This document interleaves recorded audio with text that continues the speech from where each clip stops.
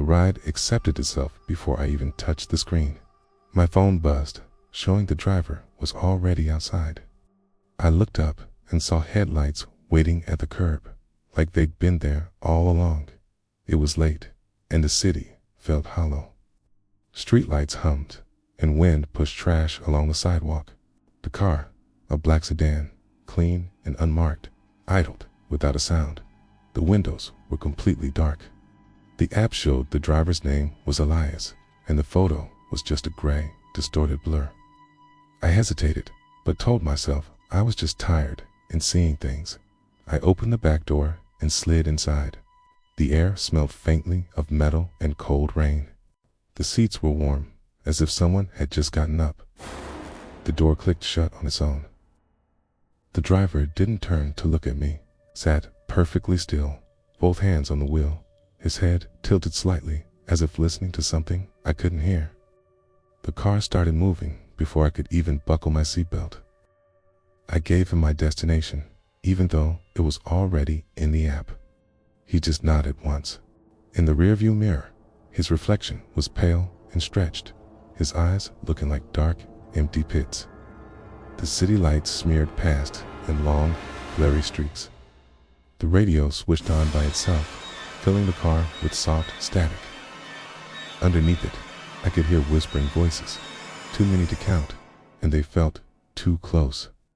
I asked him to change the station, but he didn't respond.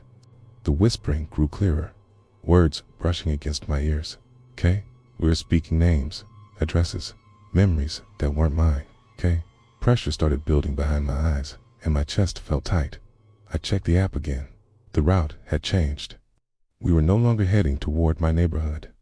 The map showed a thin, gray road leading away from the city, straight into darkness. No street names, no landmarks. I told the driver to stop the car. My voice sounded weak and distant. He spoke for the first time, his voice coming from everywhere in the car at once. It was soft, almost kind. He said the ride had already begun.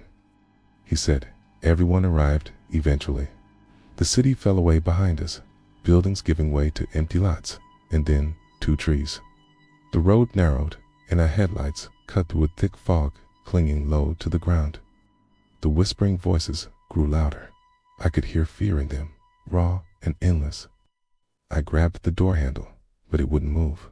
I slammed my palm against the window, but the glass didn't even rattle. Panic rose inside me, hot and fast.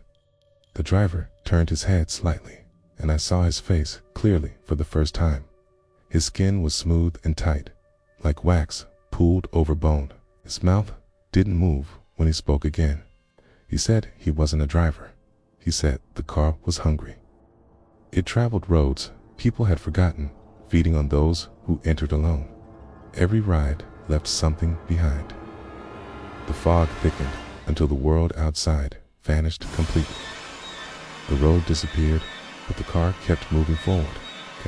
The radio static turned into screams. Not loud, but constant, a chorus of trapped voices layered over each other. Images flooded my mind, people getting into this car, too tired or distracted to notice something was wrong. Their fear filling the seats, their voices absorbed into the metal and glass. This car finally slowed, stopping in a clearing surrounded by trees that leaned inward. In the center stood a twisted structure made of fused vehicle doors, windows, and frames melted into a towering, grotesque shape. I could see faces pressed against the glass from the inside, their mouths open in silent cries. The driver's door opened, and he stepped out, his body stretched, unnaturally tall, his limbs bending in ways they shouldn't. He turned and looked at me. He said it was time to pay. The back door unlocked. The screaming from the structure grew louder, the air vibrating around me. I felt something pulling at me, a force dragging memories from my chest, my fear, my loneliness, my desperate need to get home. I fought it, scrambling toward the opposite door, my fingers slipping on the seat. The car seemed to pulse like a living thing. The radio screamed. I shoved the door open and fell out onto the cold, wet ground. Mud soaked through my clothes as I rolled away. The car lurched forward. The structure groaned with a shriek of metal, and the car drove straight into the mass of vehicles, vanishing inside. The screaming peaked and then cut off. Silence.